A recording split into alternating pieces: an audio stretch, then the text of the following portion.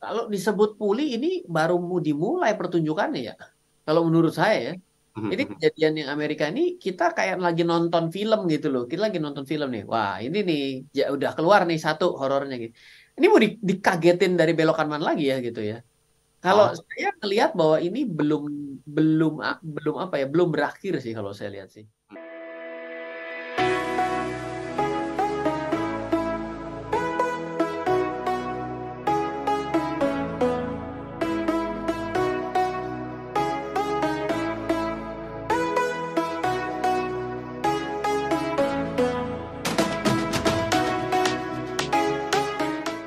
seperti yang kita ketahui, ambruknya Silicon Valley Bank Financial Group yang memang punya resiko spillover atau dampak rembetan yang bisa menimbulkan stabilitas ekonomi keuangan global. Bahkan dampak negatif dari rembetan ini pertama kali itu akan terasa dari sisi trust atau kepercayaan dari masyarakat terhadap sektor perbankan di Amerika Serikat. Namun, ternyata ini bukan punya arti yang positif terhadap perbankan Indonesia. Apakah juga akan berdampak terhadap perbankan di Indonesia? Yuk kita bahas bersama dengan Mas Ryan Filbert. Selamat malam Mas Ryan. Ya, selamat malam Mas Daryl. Selamat malam kepada seluruh smart listener dimanapun Anda berada. Terima kasih Mas Ryan waktunya Mas Ryan. Mas, Siap. ini bahasan yang lagi happening banget nih di kalangan Ya. perbankan, ekspertise bidang ekonomi dan juga para pebisnis, para investor juga mengkhawatirkan apakah mungkin dampak ambruknya SVB itu punya pengaruh yang besar terhadap perkembangan Indonesia. Sedikit overview-nya Mas Ryan malam hari ini. Iya, kalau kita jawab secara langsung, maka mungkin bukan saya yang bisa melihat ya, karena punya data statistik pastinya adalah dari Gubernur Bank Indonesia gitu ya. Saya juga mendapatkan pertanyaan ini dan saya juga coba ambil cari rujukan di minggu lalu ya, kalau tidak salah ya, hari Kamis atau hari Jumat itu dari Gubernur Bank Indonesia sudah memberikan satu pernyataan ya dari Pak Peri Warjio itu menyatakan bahwa memang Indonesia dalam kondisi likuiditas yang cukup kuat. Ya. Nah, sebenarnya kalau kita lihat dari kebangkrutan-kebangkrutan bank yang ada di Amerika itu ada tiga. Ini boleh dibilang agak sedikit berkaitan sebenarnya gitu ya. Jadi sebenarnya kita bisa lihat bahwa saya nggak mau ngambil dalam sudut pandang statement beliau menyatakan bahwa rasio kecukupan modal kita cukup. Saya mau ngambil angle yang berbeda. Eh, dari saya pribadi ya, waktu tahun 2008 itu juga kejatuhan dari bank yang ada di Indonesia pada saat itu kita tetap menyatakan pada saat itu ini mah cuma bank kecil, bukan bank yang besar loh gitu ya. Ini tidak perlu terlalu tidak perlu takut gitu ya. Jangan salah ya. Em, Keancaman itu kan datang ada dari luar dan dari dalam nih. Betul. Nah, dari luarnya ini syaratnya tercukupi. Ya Oke. dengan adanya kejadian hari ini kan bukan hanya terjadi di Amerika saja, Ya. di Eropa juga Swiss aja sudah ribut ya mengenai kredit Swiss gitu ya. Betul. Itu mengenai pengakuisisian kredit Swiss gitu ya.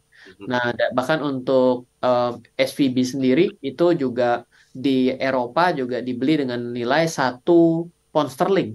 Di Inggris dibeli dengan nilai 1 pound sterling gitu ya. Ya. Nah, bangkrut gitu. Eh, ini sudah mencukupi faktor eksternal. Nah, faktor internalnya ini yang berbahaya nih menurut saya ada dua hal. Satu adalah tiba-tiba biasanya ada yang nyari-nyari atau cocokologi. Ketika ada satu kejadian berita buruk, selama ini sudah tidak terlalu kuat, dieksploit sekalian. Jadi pelakunya sekalian ya udah ini udah momen yang tepat nih buat saya cuci-cuci gudang nih. Ya udah deh, saya bermasalah deh misalnya gitu ya. Wah, ini udah jadi tercukupi dua syarat. Oke. Tinggal satu syarat lagi yang di dalam negeri, yaitu apa? Masyarakatnya panik. Nah, Jadi kalau syaratnya ini tiga-tiganya digenapi, wah ya mau kayak apa kuatnya ya ambruk juga ya. repot, ya Jadi repot. Oke. sebenarnya kalau kalau kita flashback ke tahun 2008 itu kan penarikan uang besar-besaran itu kan terjadi gila-gilaan ya Mas Rian ya di Ya. semua ya taruhlah ATM bank merek apapun juga. Ada potensi ke sana nggak kira-kira untuk mengamankan aset para investor di Indonesia? Iya, kalau kita melihat pada saat ini posisinya agak sedikit beda ya. Mungkin Hmm. saya pribadi melihat justru malah kondisi saat ini lebih diuntungkan ya, karena Hmm. posisinya itu kan kita lebih banyak menggunakan sifatnya penggunaan dan dana yang ada sifatnya secara digital ya. Mhm. Ya, transfer ya, kita nggak common lagi dengan menarik uang ya. Justru itu satu, ikut mengamankan lah boleh dibilang. Mhm. Karena Mhm. untuk penyediaan likuiditas yang disebut sebagai sifatnya transfer itu mungkin akan jauh lebih gampang disediakan. Oke. Tapi kalau misalnya kayak tahun 2008 itu kan sifatnya adalah ditarik kan, berarti kan perlu adanya si uang kertas itu sendiri ya. Itu beda tuh, tingkat kepanikannya double tuh. Ya, ya. Nyediain likuiditasnya plus nyediain uangnya juga gitu kan. Mhm. Mhm. Itu jadi double kepanikannya. Tapi kalau dari saya sendiri sih, mungkin pastinya kita sudah belajar lah dari tahun 2008. Tapi ya selalu, sebenarnya pelaku pasar itu walaupun berubah, tapi tingkat kepanikannya tuh nggak berubah. Mhm. Mhm. Ya, masyarakat ini tidak boleh panikan. Misalnya baca judul hari ini yang dibuat oleh Smart FM, tiba-tiba panik. Wah, Bank Indonesia nih, Bank di Indonesia berarti bermasalah gitu. Mengambil Ya.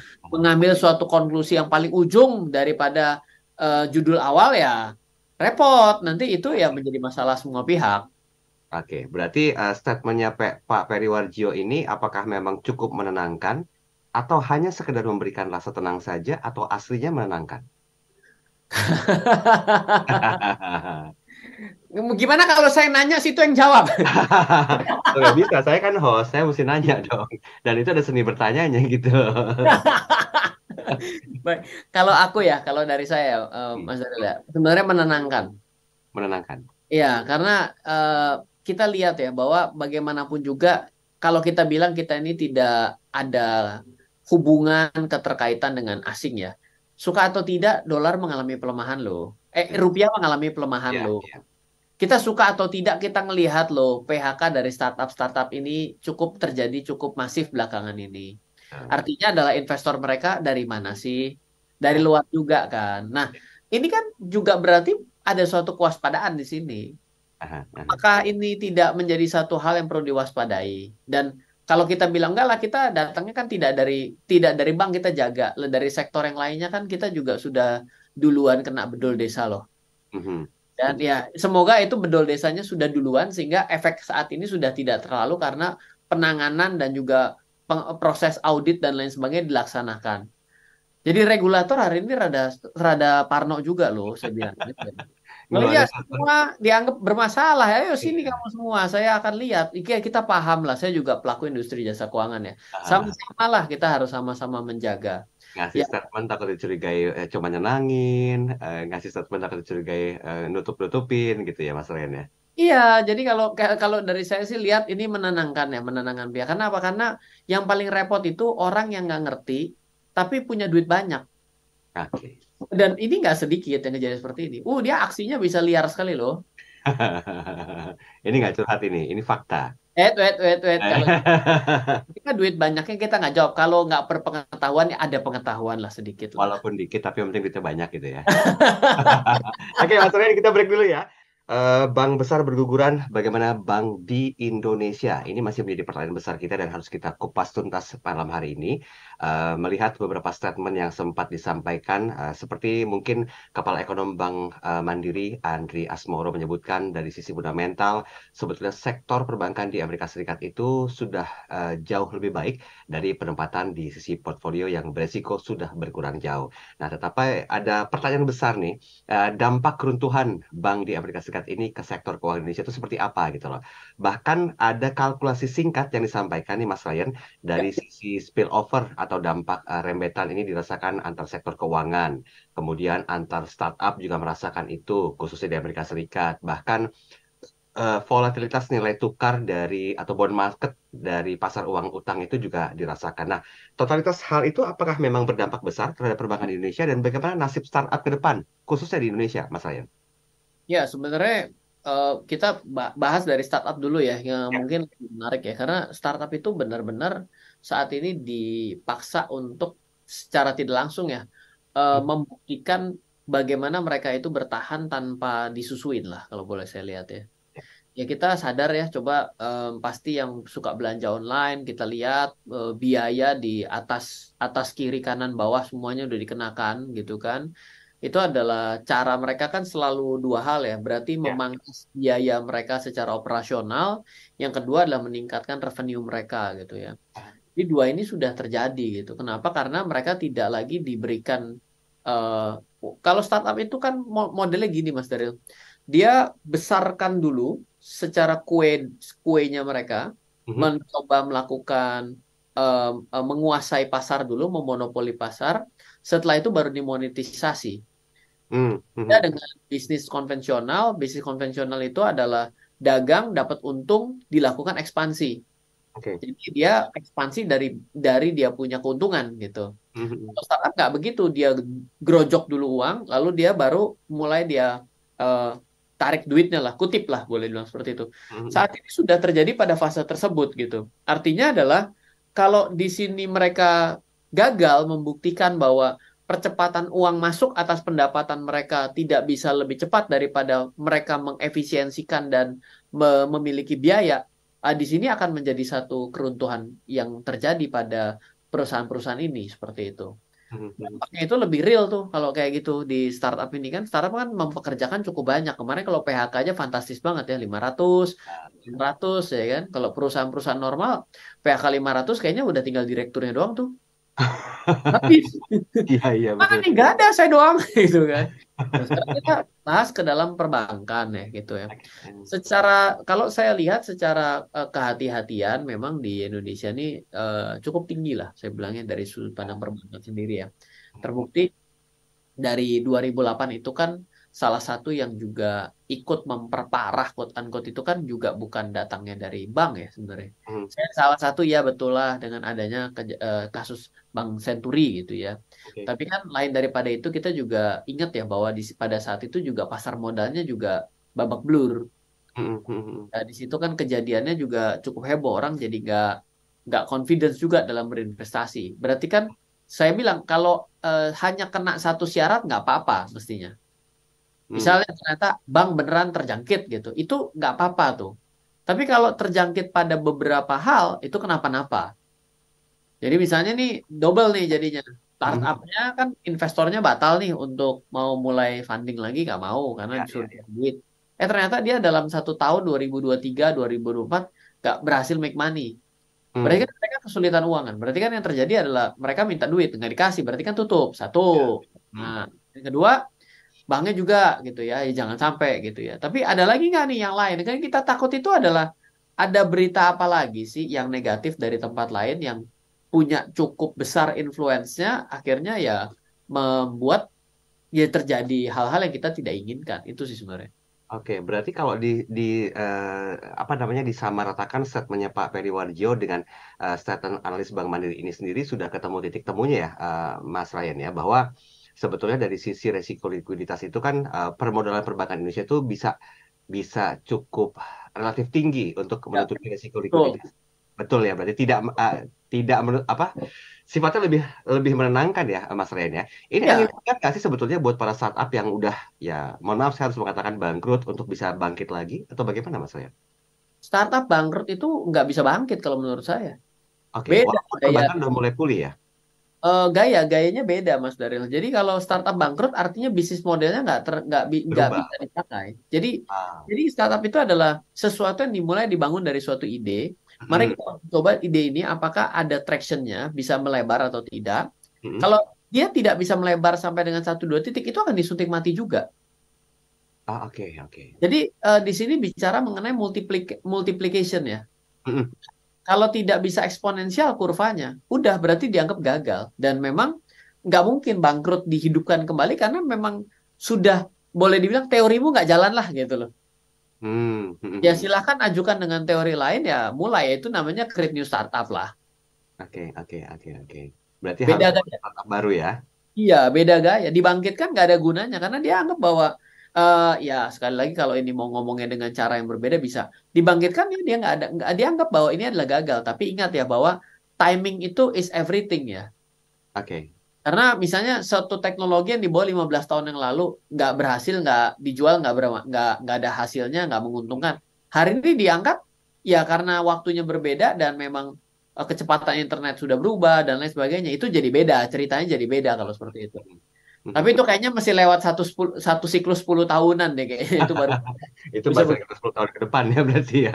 kalau baru yang 3 tahun yang lalu sekarang mau dibangkitin lagi kayaknya masih belum beda temanya saya bilang. Walaupun pergantian brand. Enggak ada beda. Ini bukan bicara brand mana. Ini enggak. Kalau startup itu kan lebih ide ya. Bisnisnya agak beda gitu. Jadi bisnisnya itu startup itu adalah karena ini hari startup tech adalah menggunakan eh, apa namanya penetrasi pasar itu dengan cara tech-nya. Lalu yang kedua ya dia tidak bicara dengan brand. Malah saya bilang ya dalam startup saya boleh bilang coba sekarang kita bicara mengenai marketplace deh. Memangnya ada ya loyalitas Anda terhadap marketplace-nya? Ya. Kayaknya kecil sekali loh. Lebih kepada promo kan?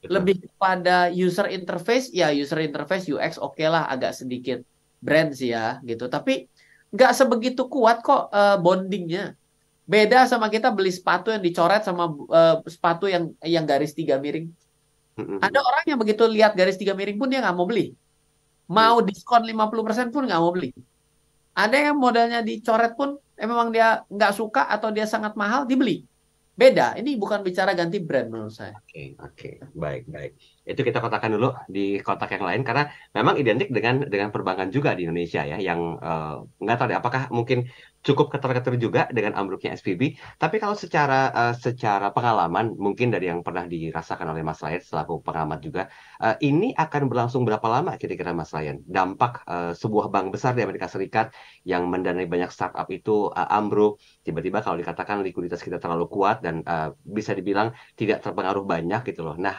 pulihnya itu dalam dalam intensitas berapa lama waktu yang biasanya terjadi, Mas Ryan? Kalau disebut pulih ini baru mau dimulai pertunjukannya ya. Kalau menurut saya ya.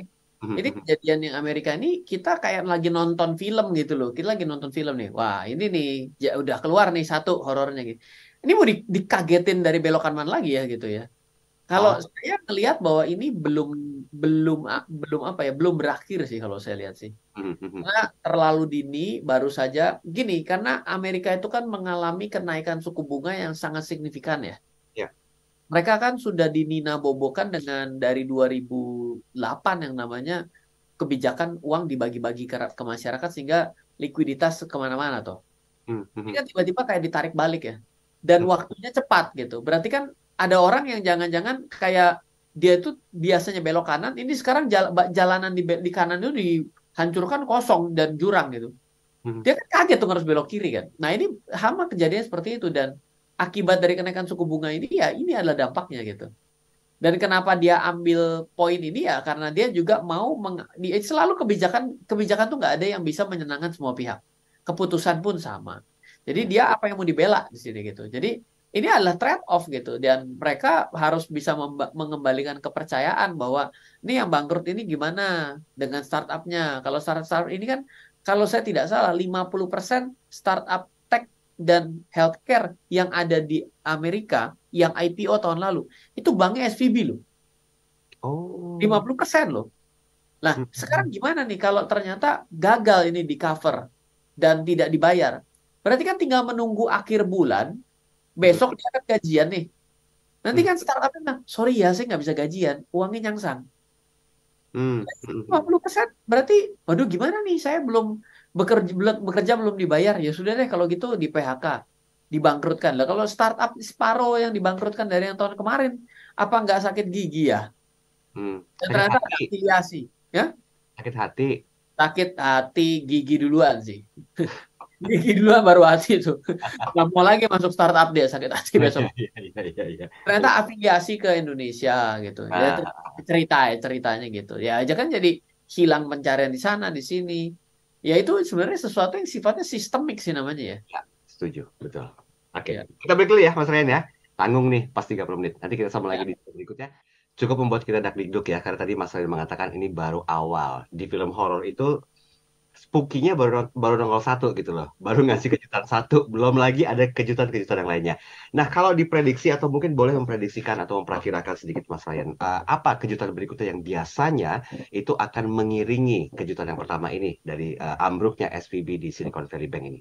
Ya, saya tuh merasa bahwa kadang-kadang ya ya boleh dicoba ya. Kita ingat nggak kemarin itu kan ada satu kejadian robot-robot trading yang bermasalah gitu ya. Oh iya, iya Ya, betul. dia baru satu gitu. Yang lain bisa tiba-tiba ikut-ikutan loh. Jadi hampir berbarengan gitu ya. Jadi mereka mencari waktu exit exit time yang tepat gitu. Ketika ada satu, mereka bisa jadikan suatu alasan untuk mengurangi dampak hanya berfokus kepada mereka gitu loh. Ini menurut saya gitu ya, karena kejadian ini selalu terjadi berulang gitu. Jadi itu dari sudut pandang pikiran jelek ya, boleh dibilang ya. Tapi yang saya khawatirkan ya akan ada dampak lanjutan nih. Ternyata ada bank lagi. Kan terbukti secara data sekarang bukannya dua bank gitu ya. Ya kalau kita ingat kemarin ada satu nama banknya saya lupa. Ada SVB, satu lagi adalah Silver Silver ya. Tapi satu lagi saya lupa yang bangkrut itu apa.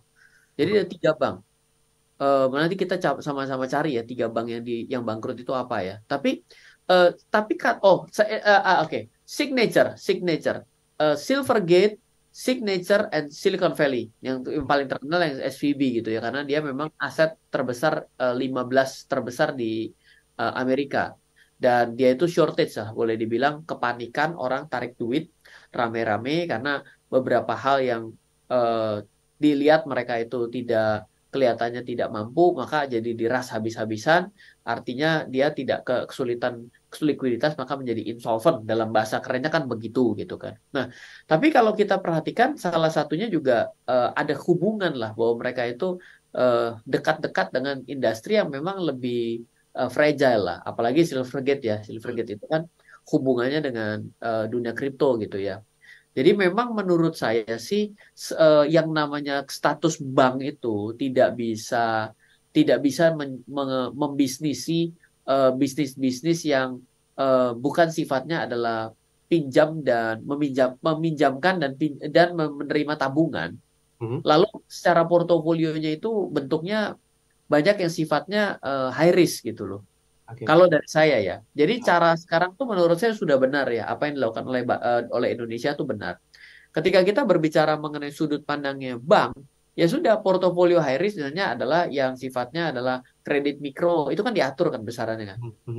Ada juga loh kita itu kredit untuk hubungannya dengan penghijauan. Ada. Jadi untuk pasang panel panel surya dan lain sebagainya itu ada. Itu tadi dalam portofolio juga. Tapi itu tidak besar. Lalu kalau misalnya mau yang lebih resiko, maka misalnya peer-to-peer lending. Peer-to-peer lending itu dapat bekerja sama dengan channeling melalui dengan BPR misalnya. Nah, mhm. BPR sendiri juga harus melaporkan kerjasama tersebut kepada eh, bank gitu ya, Bank Indonesia. Nah, itu menurut saya pas secara layer gitu. Tapi kalau bank mengambil posisi tiba-tiba dengan bisnis-bisnis yang lebih kepada quote unquote sih, saya melihat startup is coba-coba gitu ya. Dan Mhm. juga cryptocurrency juga menurut saya. Menurut saya ini terlalu berani gitu. Mhm. Sehingga memang belum pantas menyandangkan nama-nama bank kalau kayak gitu. Oke. Itu kata-kata itu juga bisa saja gugur karena Silicon Valley Bank itu adalah dari tahun 1980 loh. Ah, Gitu.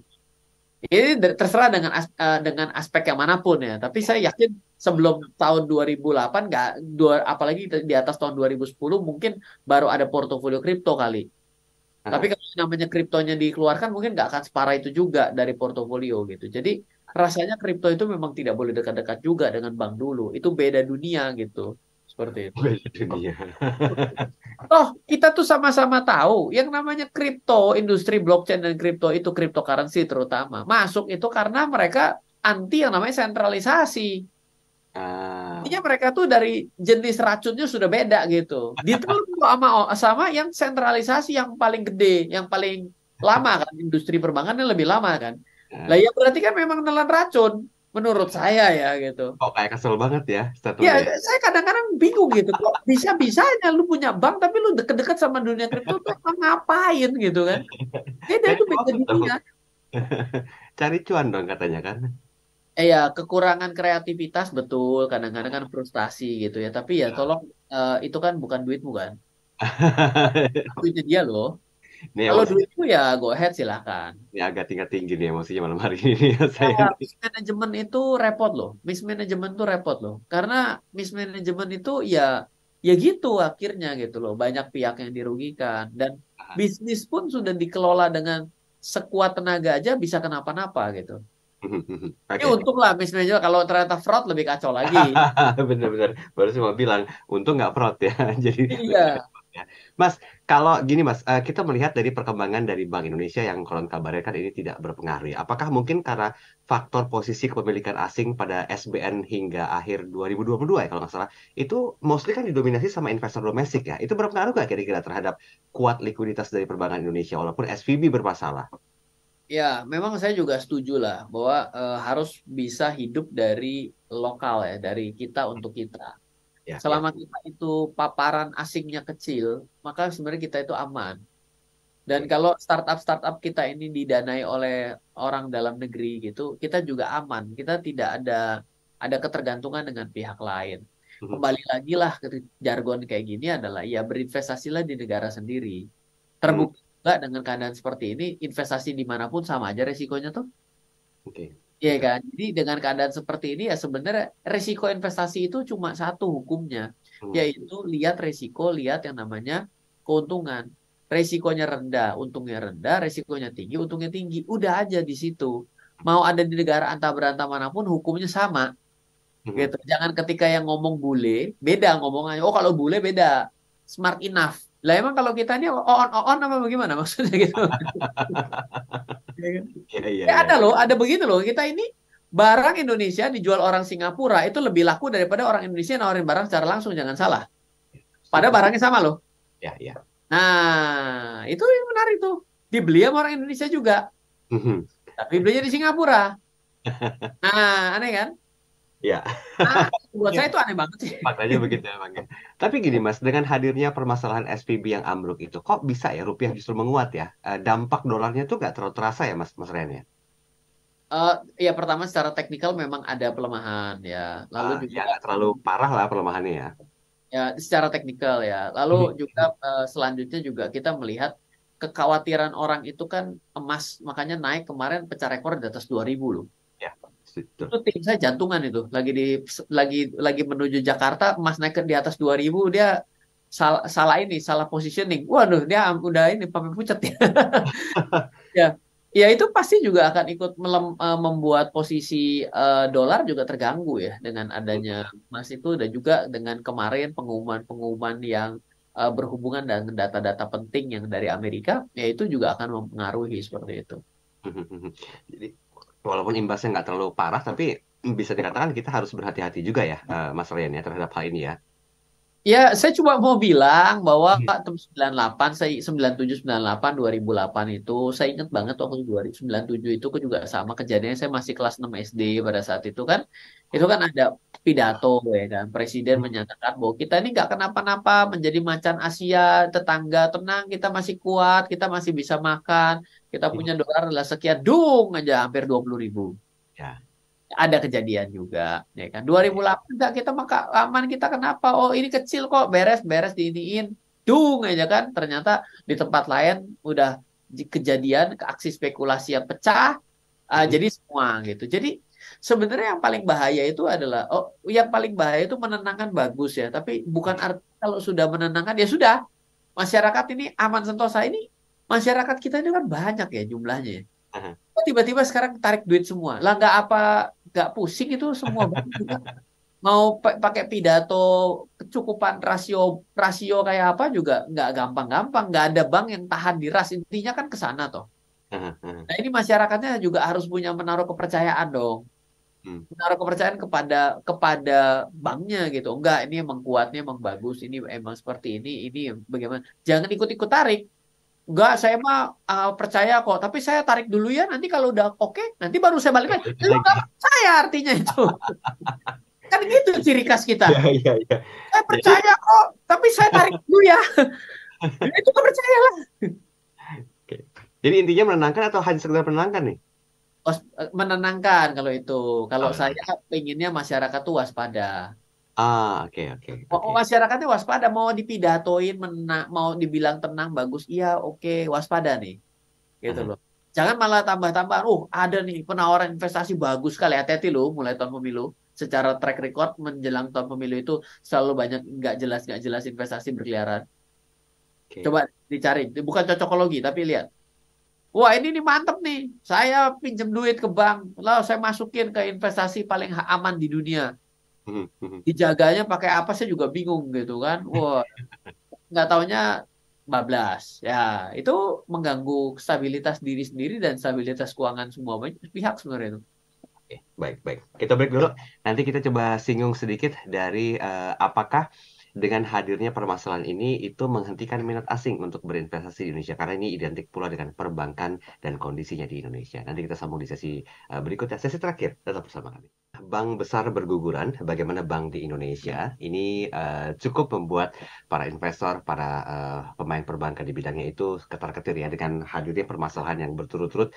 Yang pertama dari SVB dan juga tadi satu dari mana Mas Rian? Saya lupa. Signature Bank ya. Signature Silvergate. Silvergate Ya, itu yang dari kripto ya. oke, oke. Pertanyaannya mungkin kalau kita melihat dari minat asing untuk investasi di Indonesia, ini sebetulnya apakah berpengaruh sehingga mereka menghentikan investasinya di Indonesia atau bagaimana dengan hadirnya judul besar kita hari ini, Mas Ryan? Mereka hari ini akan menunda investasinya sih menurut saya ya. Kenapa? Karena selama ini juga mungkin mereka mengambil interest rate lah boleh dibilang. Mhm. Kenapa? Karena kan selama ini dia pinjam duit juga dari bunga-bunga murah dari luar negeri, dia olah, dia bawa ke Indonesia uangnya untuk diinvestasikan. Karena kita kan double digit boleh dibilang lah. Kalau double digit tuh di Indonesia investasi tuh umum lah boleh dibilang ya. Belasan persen tuh masih bisa, ya kan? Tapi seiring dengan suku bunga mengalami kenaikan di sana dan juga kita punya kurs mengalami pelemahan dan tekanan, berarti kan dia jadi semakin nggak menarik dan resiko dia jadi tinggi kan dengan ada di Indonesia kan. Ya makanya dia akan menunda sementara seperti itu. Jadi ya mungkin akan sangat sulit untuk bisa dapat investor lah boleh dibilang untuk saat ini ya. Oke. Seperti itu. Kecuali sifatnya adalah government ya gitu. Tapi ya juga nggak gampang-gampang juga lah kalau saya lihat dari cerita teman-teman saya sih seperti itu. Mhm, mhm. Tapi kan faktanya kan kepemilikan asing dalam SBN semakin turun ya, Mas Ryan ya. Walaupun Nah, tidak ya, minat asing ya untuk investasi di Indonesia ya, Mas Ryan ya. ya salah satu juga terlihat seperti itu ya. Alasannya jadi masuk akal gitu. Kalau ditanyakan kenapa lah ya. Selama ini kan mereka itu kan akibat dari kebijakan uang longgar atau quantitative Hmm. easing yang ada di Amerika. Uang itu mengalir kemana-mana loh. Hmm. Mengalir kemana-mana. Sekarang kan ibaratnya begitu dilakukan kenaikan suku bunga, tidak ada sih permintaan untuk dikembalikan uangnya. Tapi ya kenaikan suku bunganya itu kan dari posisi terakhir itu sudah berapa? Kalau sekarang aja untuk US Treasury itu udah di 3, sekian 6, 3,6-an untuk 3 bulan ya. Ya, ya. Artinya kan yang tadinya beberapa waktu lalu mungkin 1, Mhm. berarti kan ini kenaikannya berapa? Kalau 1, ke 3, aja udah 3 kali lipat kan? Mhm. Artinya mereka harus membayar biaya lebih mahal dan mempertaruhkan ketidakpastian juga di tempat yang lebih jauh kan lebih uncontrol ya. Ya, ya. Ya, kalau dia di sebelah rumah kan bisa kontrol ya. Hmm. Kerja males lu kan gitu. Lalu sekarang kalau jauh, masa mau ngomel di depan Zoom? Iya, iya, ya. Iya kan? Jadi Bahasa memang sulit. manusiawi sekali. Jadi hutang akan portofolio orang untuk surat surat berharga untuk investasi itu manusiawi, sangat gampang di logika gitu. Nggak perlu ilmu-ilmu kelas tinggi menurut saya gitu. Oke, baik, baik, baik. Nah, kalau kita melihat ekspektasi dari gugurnya SVB di dunia perbankan ini, apakah memang ini akan membuat The Fed itu akan menaikkan suku bunga secara agresif nggak, Mas Ren? Yang juga dampaknya nanti akan ada ke perbankan Indonesia. Kan Kayaknya kita tahu dia The Fed kan agresif banget kan naikin suku bunga kan, sehingga ya perbankan juga kena dampaknya loh. Tidak hanya di Indonesia tapi di dunia kan, Mas Ren. Kayaknya kalau dari saya lihat dari skenario-nya sejak Presiden Joe Biden itu menjabat. Memang skenario itu sudah ada tanpa apapun konsekuensinya itu quote unquote ya, memang ciri khas lah dalam dalam ini. Tapi bukan artinya ciri khas kepemimpinan beliau gitu ya. Tapi memang Ah, ciri khasnya memang pasti akan dianggap tumbal. oh, oke. Ya, ya, apapun kebijakan apapun itu kan artinya adalah menguji apakah memang kamu proper atau tidak. Anggap kayak ujian aja. Kalau kamu nggak lewat ya, sorry, memang ini udah bukan bukan babakmu, ini bukan panggungmu ya. Memang ini waktunya kamu untuk berpisah. That's a business, toh. Ya, betul, betul. Ya kan? Oh, beda sama kita itu yang punya bisnisnya itu baik bisnis yang ada di belakang rumah tuh kita mau nutup aja pakai hati ya. Ya, ya. Wah, ini tuh di pojokan sana tuh saya pernah ngajak main anak saya waktu kecil sehingga bisnis ini untung nggak rugi ya mau untung rugi mau kayak apapun itulah kenangan nggak bisa ditutup. Loh, ini mau bisnis sama mau bikin toko untuk nostalgia gitu kan? Makanya gak usah main hati ya. Iya, jadi beda. Kalau dari saya gini mah, saya lihat sih skenario-nya sih lanjut ini. Hmm. Nanti Hmm. dia akan melihat sampai satu titik untuk tidak efektif lagi, maka itu akan mulailah masuk resesi di sana mereka. Oh, Jadi ya. resepnya itu adalah akan tidak masuk resesi selama suku bunga naikkan terus. Oh, oke, oke, Ya, oke. jadi ketika nanti akan mulai diturunkan, itu sebenarnya udah di jurang tuh, jurang seluncur resesi itu. Hmm. Gitu. Itu tinggal kita hitung berapa berapa lama nih, jangan sampai depresi kan. Resesinya seberapa lama nih di situ. Ya, ya, ya. Dia akan udah kita sudah bahas ini juga di tahun lalu ya dengan agenda mereka gitu. Saya juga sudah meriset apakah pengaruh terhadap harga emas, Ah, bagaimana harga saham. Kalau kripto ini ya agak beda ya karena barang baru gitu ya. Ya. Dan malah ini kan banyak yang jatuh korban dari sini kan gitu. betul. Ini malah ikut nyumbang masalah sebenarnya kan pada saat ini. Oke. Kalau Ah, saya pribadi ya, mau saya tambahin ya, saya hmm. tuh nggak terlalu takut sama bank yang besar kok di Indonesia. Kenapa? Saya rasa cukup kuat, tambal sulamnya bagus. Nah, bank kecil ini yang portofolionya cuma lu lagi, dia bahaya loh. Coba deh kita pikirin deh. Kalau bank yang kecil, portofolionya kan kecil ya. Ya, ya. Berarti ada satu aja yang gagal bayar ya. Itu dampaknya jadi besar buat dia loh. Ah, Dan dia memang sudah maintain klien tersebut. Dan klien tersebut ternyata udah lama. Klien tersebut lama dan juga tidak peka zaman. Akhirnya dia udah mulai kesulitan keuangan dan disitulah mulai bermasalah. Jadi kan unexpected ya dengan kondisi seperti itu. Ini parno aja lah, anggap parno gitu ya. Jadi kalau saya tak sasar yang kecil-kecil, saya plototin. oke. Kalau saya loh ya, dari Kalau udah jelas regulator. ya target marketnya ya. Iya, karena nggak boleh ada yang kecoy lah sedikit. Kalau ada satu aja, itu masyarakat tuh beda. Masyarakat itu kalau berita bagus ditelan sendiri. Kalau berita buruk itu dipakai toa tuh di sepanjang jalan tuh kayak jualan itu tahu tahu bulat digoreng dadakan ya. Ah, Wah, itu kan bikin panik orang tuh. Nah, itu yang akan jadi masalah di sana. oke, baik. Tinggal 2 menit, Mas Rian. Kita ambil konklusinya. Udah kemana-mana kita bahas tentang SVB yang ternyata Ya, dampaknya juga tidak terlalu berpengaruh ya terhadap perbankan Indonesia. Silakan ya, konklusinya. kalau kalau dari saya sih sebagai masyarakat ya di Indonesia kita itu memang pada akhirnya berinvestasi di negara sendiri itu ya lebih baik lah karena terbukti tidak ada satupun tempat yang tidak ada bebas risiko. Ya. Lalu yang kedua itu adalah kita ini juga tidak boleh menjadi orang yang panikan ya, banyak membaca. Pada Hmm. posisi seperti ini tuh pilihannya cuma dua menurut saya. Kalau Anda masih punya uang, maka tetaplah berinvestasi. Mhm. Kenapa? Karena pada saat seperti ini adalah waktu yang tepat untuk berinvestasi. Tolong disimpan 21 Maret 2023 dan coba lihat 3-4 tahun lagi. Apa statement saya benar bahwa 3-4 tahun itu waktu investasi lebih baik daripada hari ini atau tidak? Mhm. Kecuali kita masuk the Great Depression gitu ya. Itu ceritanya jadi 10 tahun, 15 tahun ya. Tapi kalau ternyata Anda pada saat ini sudah tidak punya uang karena mungkin sudah terlalu spekulatif kemarin, Anda punya manajemen keuangan yang buruk, Anda banyakkan hutang dan lain sebagainya. Hari ini saatnya membenarkan Hmm. dan belajar. Jadilah penonton untuk the next crisis ahead lagi. Agak sedikit kacau ya, belum dimulai krisis udah ngasih pesan untuk krisis selanjutnya. Saya sama dengan tahun 2008 juga begitu gitu. Saya pada saat itu sudah kehabisan dana, jadilah orang yang belajar dengan banyak pada saat itu. Jadilah pemerhati yang baik agar siap untuk krisis selanjutnya. Oke, walaupun film horornya baru dimulai ya, baru Baru sampai. dimulai. Nah, kalau udah nggak punya uang lagi untuk beli tiket ya gimana? Ya udah duduk aja jadi penonton yang baik sambil belajar. Oh, di sini nih belokannya kalau mau bikin film horor yang bagus. Oh, sound systemnya ini silakan boleh. Besok jadi sutradara. Oh, jadi sutradara film Oh, horor. baru punya bisnis studio film ternyata sekarang yang baru. Ya, ya, ya. Didoakan lancar deh. Oke, Mas, mungkin bagi para pemerhati perbankan lainnya, apa yang mau disarankan untuk tidak mengeluarkan statement-statement yang cukup membuat ketergantungan dan ketakutan? Enggak lah. Oh, semua ini di lembaga jasa keuangan ini sudah pintar. Artinya sudah terbiasa untuk memberikan statement yang menenangkan. Tapi bukan hanya menenangkan, kita juga harus memperbaiki kinerja kita di dalam.